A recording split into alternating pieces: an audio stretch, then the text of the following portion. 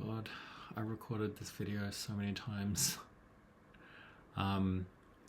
This is my week 1 check-in for The Artist's Way by Julia Cameron.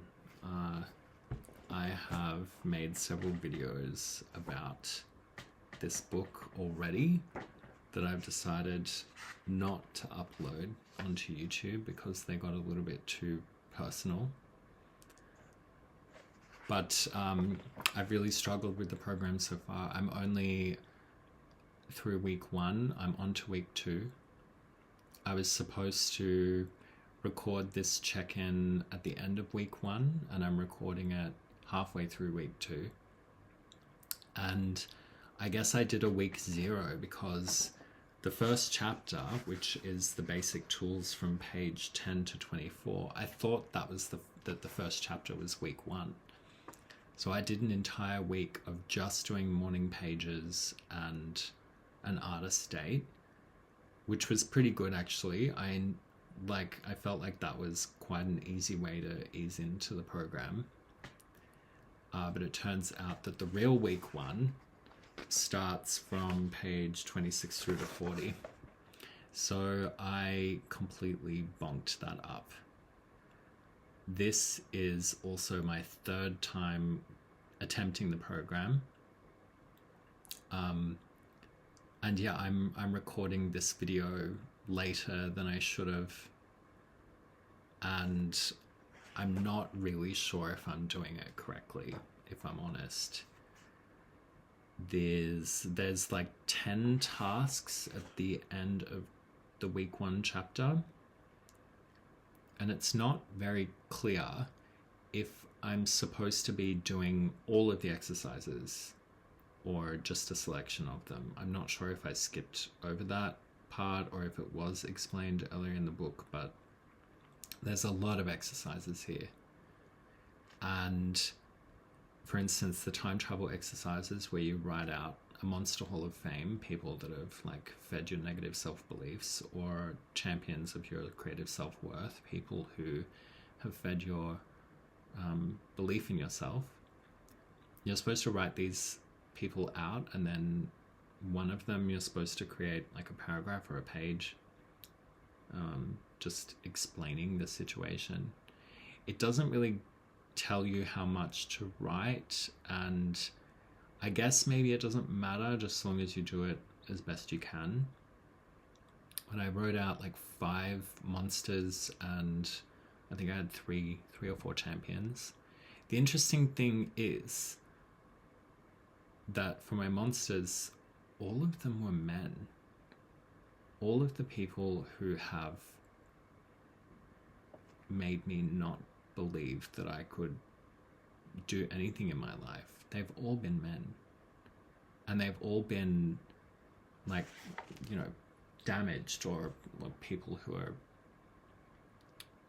have experienced a lot of trauma, who have said or done things to me that like have left a mark.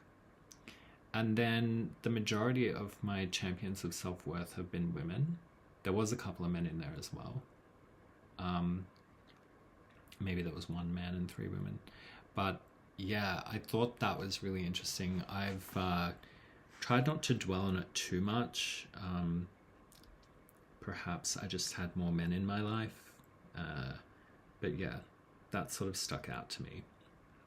I didn't write a letter to the editor in my defense, or write a happy piece of encouragement and mail them like it suggests that you're supposed to do. That's something that I might do in the future, but I wasn't really clear if I'm supposed to do every exercise. And yeah, I might need to look into that more. I know that Julia Cameron has some videos up on YouTube, which maybe she explains it a bit more. She's also written a lot of other books about the program, explaining the program. But I think that one of the things that gets in the way of my creativity is needing things to be sort of perfectly defined, or needing a lot of extra information and quite rigid boundaries. I need things to be clear in order to be able to do these kinds of tasks. That seems to be one of the things that is getting in the way of me doing anything. The other thing that I wasn't really sure about is this imaginary lives. One of the exercises is that you write out 5 other lives that you could have lived. And I think that they're supposed to be roughly surrounding careers. So I had chosen an illustrator, a YouTuber, an academic. I'm not sure what the other ones were, but it then asks you to choose one of these lives and then live that life this week. It doesn't really say if that's like for a day or the whole week. If it is the whole week, that's like quite a lot of work. But even doing it for a day is a lot of work. I think the point of the exercise is to just try it on and experience it, get to know it, to see how it feels, see if it'll work for you. Maybe it is a path that you could follow. And being an illustrator would be a really interesting path for me to experiment with following. But I didn't do it because I was really unsure about what exactly it is that I'm supposed to be doing there. It wasn't very clearly defined. The artist states also the first week, or week 0, should I say, I had taken myself to the NGV, the National Gallery of Victoria, and I just wandered around by myself.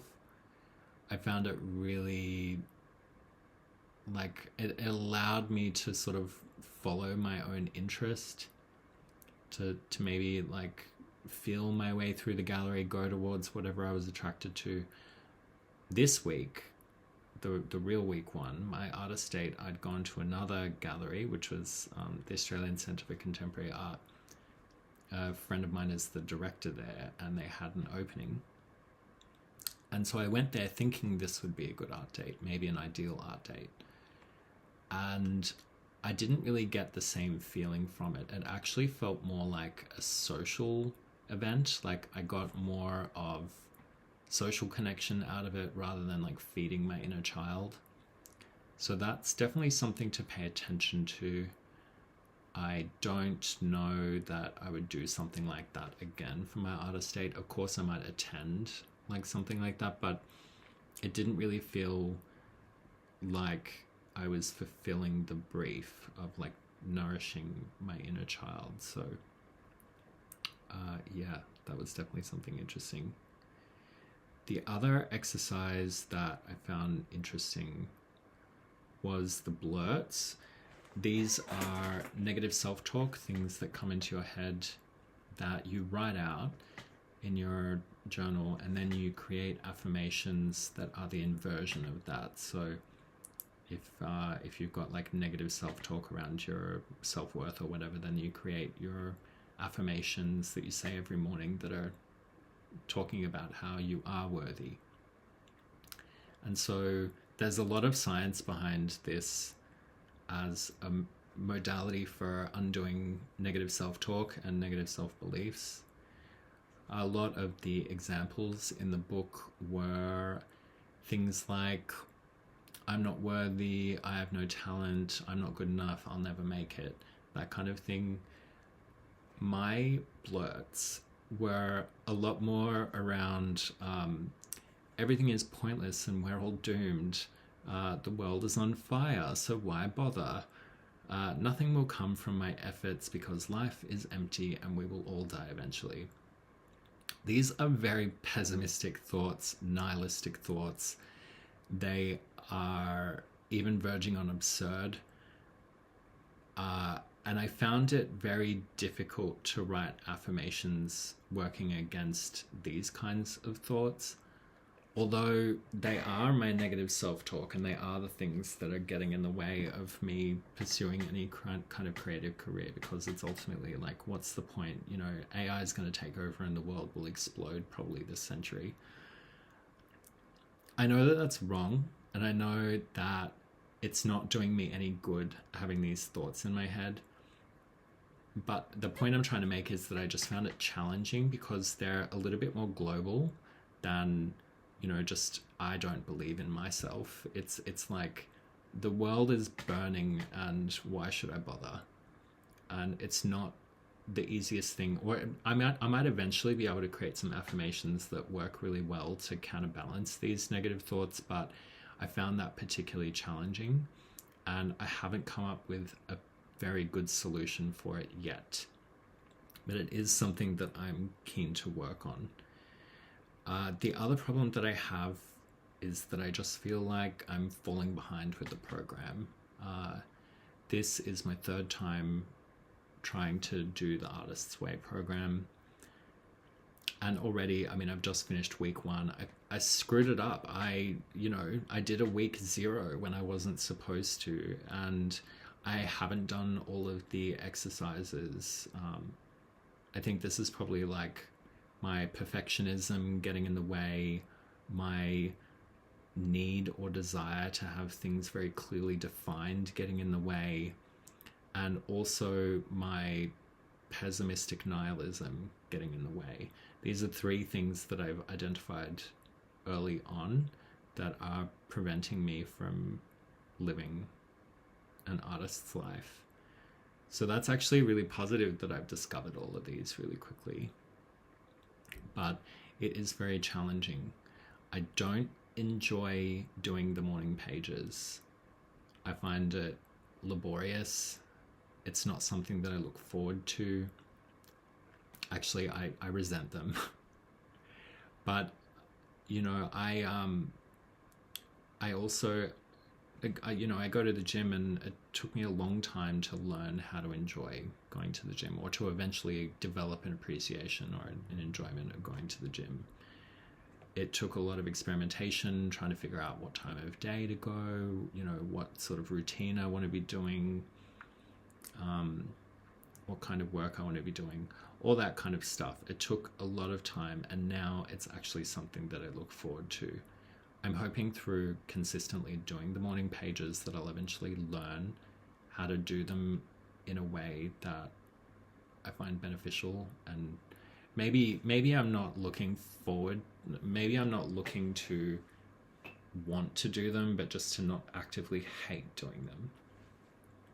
The artist state's quite easy though. That's actually something that's like pretty solidly enjoyable, something that I look forward to.